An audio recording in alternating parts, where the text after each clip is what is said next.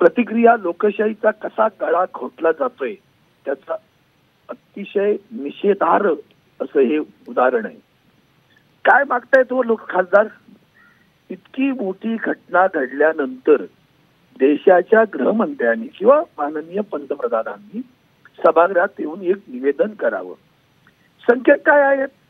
संकेत असे आहेत की लोकसभेचं अधिवेशन सुरू असताना कुठलीही गोष्ट बाहेर न बोलता सदनामध्ये पहिलं बोललं पाहिजे. माननीय दोघं जणही बाहेर बोलतायत, सभागृहात येऊन निवेदन करत नाही.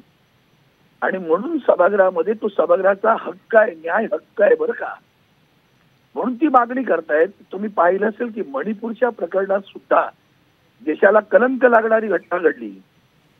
महिलांना विवस्त्र करून धिंड काढली गेली. त्या मणिपूर बद्दल सुद्धा देशाच्या पंतप्रधानांनी सभागृहात आले नव्हते शेवटपर्यंत. शेवटी तो वेगळा प्रस्ताव टाकावा लागला. किती बोलले तेही तुम्ही पहा, किती गांभीर्य दाखवलं तेही तुम्ही पहा. नक्कीच. आणि म्हणून लोकशाही मानायचीच नाही. हम करे सो कायदा हा जो काही प्रकार सुरू आहे, मला वाटत नाही लोकसभेच्या इतिहासामध्ये एवढ्या मोठ्या प्रमाणात कधी निलंबन झालेलं. किंबहुना भारतीय जनता पार्टीचा सगळ्यांनी त्यांनी अंतर्मुख व्हावं. तुझीच्या घोटाळा,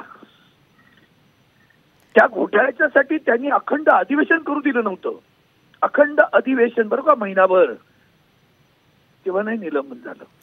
अरविंदजी, म्हणजे संसदेच्या सुरक्षा भंग प्रकरणामध्ये लोकशाही न मानणारी लोक तिथे बसलेली व्यवस्थेत बसलेली आहेत. तुम्ही आम्हाला विरोध केलात की तुम्हाला सस्पेंड किंवा तुम्ही देशद्रोही.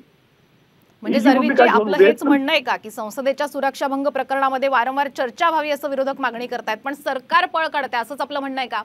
100% चर्चा व्हावी नाही, निदान करा येऊन सभागृहामध्ये. का करत नाही तुम्ही? कसल्या पळवाटा काढता?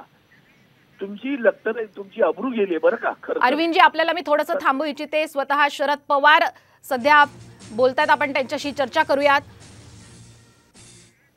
पवार साहेब, आपण सध्याची महत्त्वाची बातमी पाहतोय. लोकसभेमध्ये खासदार सुप्रिया सुळे आणि अमोल कोल्हे यांचं निलंबन झालेलं आहे. सगळ्यात मोठं निलंबनाची ही कारवाई झालेली आहे. सरकार पळ काढताय का सुरक्षेच्या मुद्द्यावरनं, असं आपल्याला वाटतंय का? काय आपली प्रतिक्रिया द्याल?